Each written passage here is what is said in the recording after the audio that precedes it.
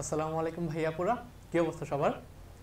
তোমরা পড়াশোনার পিছনে যথেষ্ট পরিমাণ এফোর্ট দিচ্ছ, গুছিয়ে নোট করছো, টাইম মেনটেন করে পড়ার চেষ্টা করছো, কিন্তু তাও পরীক্ষায় আশানুরূপ ফলাফল আসছে না। এই কথাগুলোর সঙ্গে যদি তোমরা নিজেদের রিলেট করতে পারো তাহলে আজকের ভিডিওটা তোমাদের জন্যই। আজকের ভিডিওতে আমরা কি নিয়ে কথা বলবো? আমরা বিজ্ঞান বিভাগের শিক্ষার্থীরা একাডেমিক লাইফে কমন যেই ভুলগুলো করে থাকি, অর্থাৎ কমন যে মিস্টেকগুলো করি এবং পাশাপাশি সেই মিস্টেকগুলো অ্যাভয়েড করার উপায়ও তোমাদেরকে আজকের ভিডিওতেই বলে দেবো ইনশাল্লাহ। ভিডিওটা শেষ পর্যন্ত দেখো।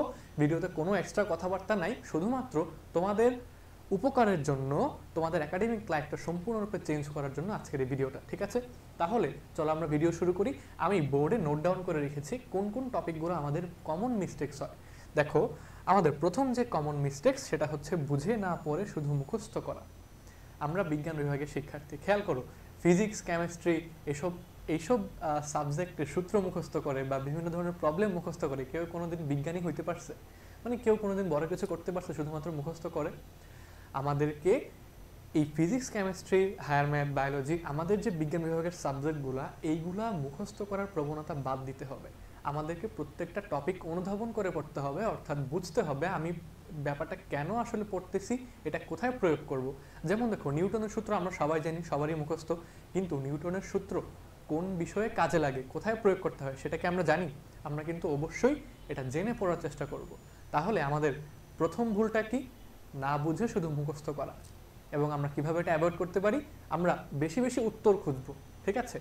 আমাদেরকে অনেক বেশি কিউরিয়াস হতে হবে প্রত্যেকটা টপিক সম্পর্কে। আমরা যেই পড়াটাই পড়বো সেটা কেন পড়ছি, আমাদের জীবনে কোথায় তার প্রয়োগ আছে সেটা জেনে পড়ার চেষ্টা করব অবশ্যই। পরবর্তী যে মিস্টেকটা আমাদের সবারই হয় প্রায়, দেখো, শুধু পড়েই যাওয়া কিন্তু চর্চা বা প্র্যাকটিস না করা। দেখো, এখানে দুইটা কথা আছে। প্রথমটা হচ্ছে মানুষ অভ্যাসের দাস এবং practice makes a man perfect. আমরা যদি শুধু পড়েই যাই বা প্র্যাকটিস না করি, আমরা কিন্তু পরীক্ষায় ভালো ফলাফল করতে পারবো না। কারণ প্র্যাকটিস ছাড়া আমাদের মস্তিষ্ক এই ব্যাপারগুলোকে ধারণ করে রাখতে পারে না। তাই আমরা যখন আমাদের বিজ্ঞান বিভাগের সাবজেক্টগুলা নিজেরা পড়ি বা কারো কাছে বা কেউ আমাদেরকে পড়ায় দেয়, তারপরে আমাদের কাজ কি? আমাদের কাজ হচ্ছে বাসায় নিজে নিজে প্র্যাকটিস করা, ঠিক আছে? এই প্র্যাকটিসের মাধ্যমেই আমরা এই কঠিন টপিকগুলোকে আমাদের মস্তিষ্কে ধারণ করে রাখতে পারবো এবং পরীক্ষার সময়ও এগুলো আমরা অ্যাপ্লাই করতে পারবো। তাই প্র্যাকটিসটা খুবই ইম্পর্টেন্ট। এবং কিভাবে প্র্যাকটিস করবে এটা নিয়ে কিন্তু আমার আগের ভিডিওতে বলা আছে, কিভাবে আমরা টাইম ম্যানেজমেন্ট করে আসলে প্র্যাকটিস করব বা পড়বো, ঠিক আছে? পরবর্তী যেই মিস্টেকটা আমাদের হয় সেটা হচ্ছে, এটা আমারও হয়, তোমাদেরও হয় এবং সবারই হয়, এমন কেউ নাই যে জিনিসটা হয় না। মানে পড়াশোনার সময় যে পড়ালেখা থেকে কত ধরনের ডিস্ট্রাকশন যে হয় আমাদের, কিন্তু এই যুগে প্রধান ডিস্ট্রাকশনের কারণটা কি? এই যুগে প্রধান ডিস্ট্রাকশনের কারণ হচ্ছে আমাদের মোবাইল ফোন বা অনলাইনে থাকা। আমাদের স্ক্রিন টাইম চেক করলে দেখা যায় মানে একজন দিনে প্রায় 4 ঘন্টা 5 ঘন্টা বা তারও বেশি সময় অনলাইনে থাকে। তো এই সময়টা কিন্তু আমাদের পড়ার জন্য খুবই ক্ষতিকর। মাঝে মাঝে আমাদের পড়ার সময় মনে হয় যে 5 মিনিটের জন্য একটু ফোনটা নেই, একটু ফেসবুক চালাই দেখি। বাট ওই যে 5 মিনিটের জন্য ফোন হাতে নিলাম, কখন যে 1 ঘন্টা 2 ঘন্টা পার হয়ে যায় খেয়ালই থাকে না। দেখো, এই যে 1 ঘন্টা 2 ঘন্টা আমরা এইভাবে নষ্ট করতেছি, আমাদের অন্য কোনো বন্ধু কিন্তু ঠিকই এই মিস্টেকটা না করে তার লাইফে একাডেমিক্যালি তোমার থেকে লিড নিয়ে নিচ্ছে, তাই না? তাই আমাদের একটা মূল মন্ত্র মাথায় রাখতে হবে, study time equals to know phone time.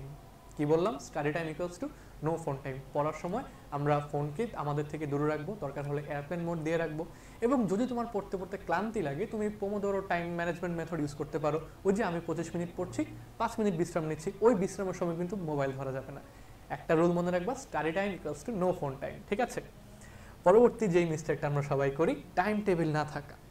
যেমন ধরো, আজকে আমি পড়ছি একটা সাবজেক্ট যেটা আমার ইচ্ছা করলো, কালকে আরেকটা পড়লাম যেটা ইচ্ছা করলো। এইভাবে যদি আমরা পড়তে থাকি, তখন দেখা যাবে পরীক্ষার আগে সিলেবাসের কিছুই শেষ হচ্ছে না, মানে সব একটা হজবরল অবস্থা হয়ে যাবে। এই জিনিসটার জন্য আমরা একটা রুটিন ফলো করার চেষ্টা করব। দেখো, ছোটবেলা থেকে আমি অনেকবার রুটিন করার চেষ্টা করেছি, কিন্তু প্রপারলি ফলো করতে পারিনি। আমার মনে হয় তোমাদেরও অনেকের এই মিস্টেকটা হয়। তো আমরা কিভাবে রুটিনটা তৈরি করব? আমরা উইকলি রুটিন বা 3 দিনের বা 4 দিনের রুটিন তৈরি করব, যেটা আমরা ফলো করতে পারি এবং সেটা প্রপারলি ফলো করার চেষ্টা করব। আর কিভাবে আমরা টাইম ম্যানেজমেন্ট করব, দিনে কিভাবে আমরা পড়াশোনা করব, সকালে, দুপুরে, সন্ধ্যা, রাতে, এগুলো নিয়েও আমার আগের ভিডিওতে বলা আছে। যদি না দেখে থাকো অবশ্যই দেখে নেবে। এবং আমাদের আরেকটা যেই সবচেয়ে মানে সবচেয়ে ভয়াবহ যে মিস্টেকটা, এটা হচ্ছে ভুল থেকে না শেখা। এটা শুধুমাত্র আমাদের একাডেমিক লাইফেই না, এটা আমাদের মানব জীবনেও আমরা প্রায় ফেস করি। মানে আমাদের অনেক ভুল হয়, কিন্তু আমরা যদি ভুল থেকে শিক্ষা না নিয়ে আগায় যাই, ভবিষ্যতে সেম ভুলটা বারবার হয়। অনেক সময় দেখা যায় একটা এমসিকিউ আমি আজকে ভুল করলাম, পরের পরীক্ষা আবার ভুল করছি, মানে এইভাবে চলতেই থাকে। কেন ভুল করতেছি এটা যদি আমি ফাইন্ড আউট না করি, এটা যদি আমি মনে না রাখি বা না পড়ি, আমার কিন্তু আলটিমেটলি একটা জিনিসই বারবার ভুল হচ্ছে। তাহলে আমাদের কাজ কি হবে? আমি যেটা পার্সোনালি ফলো করতাম, আমি একটা ভুলের খাতা তৈরি করতাম। মানে ব্যাপারটা একটু সিলি মনে হলেও খুবই ইফেক্টিভ ব্যাপারটা। কিভাবে? ধরো আমি ম্যাথ এমসিকিউ সলভ করছি, একটা এমসিকিউতে আমি বারবার কনফিউজড হচ্ছি বা বারবার ভুল করতেছি, একই জিনিস বারবার ভুল করতেছি, ওই জিনিসটা আমি আমার ভুলের খাতায় লিখে রাখতাম, এটা আমি রিভাইজ দিতাম মাঝে মাঝে। ঠিক আছে? তাহলে তোমরা এইভাবে নিজেদের যেই ভুলগুলো কমনলি হয় সেইগুলো যদি সংশোধন করতে পারো, খুব ইফেক্টিভভাবে পড়াশোনা আগায় নিতে পারবা। ঠিক আছে? তো এই ছিল আমাদের কমন মিস্টেক্সগুলো। আচ্ছা, প্রথম যে পয়েন্টটা বলেছিলাম যে আমরা বুঝে পড়ার চেষ্টা করব। এই বুঝে পড়ার চেষ্টা করব কিভাবে, একটা খুব ইফেক্টিভ মেথড বলি। যখন ধরো তুমি নিজে একটা টপিক বুঝলা বা নিজে একটা বিষয় বুঝলা, এই বিষয়টা তুমি অন্য কাউকে চেষ্টা করবা বোঝানোর। নিজে যেভাবে বুঝেছো অন্য কাউকে বোঝানোর চেষ্টা করবা, বা আমরা যেটাকে বলি ডেমো দেওয়া। এই ডেমো দেওয়াকে বলা হয় রিয়েল লার্নিং প্রসেস। তাহলে এই রিয়েল লার্নিং প্রসেসের মাধ্যমে আমরা কিন্তু ভালো মতো বুঝে পড়তে পারবো, যেটা আমাদের দীর্ঘদিন মনে থাকবে। এবং অবশ্যই প্র্যাকটিস করতে হবে, এটা যেন অবশ্যই মাথায় থাকে। Practice makes a man perfect. আর তোমাদের জন্য শেষে একটা কথাই বলি যে দেখো, আমি আসলে বোর্ডে লিখিয়ে রেখেছি তোমাদের জন্য কথাটা।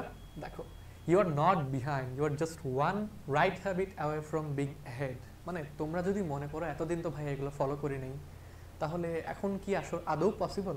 দেখো কি লেখা, তোমরা কিন্তু আসলে পিছিয়ে নেই, তোমরা শুধুমাত্র একটা সঠিক অভ্যাস গড়ে তোলার জন্য পিছিয়ে আছো। যদি একটা সঠিক অভ্যাস গড়ে তুলতে পারো, নিয়মিত এটা ফলো করতে পারো, তাহলেই দেখবা ইনশাল্লাহ জীবনে অনেকখানি এগিয়ে যাবা একাডেমিক্যালি।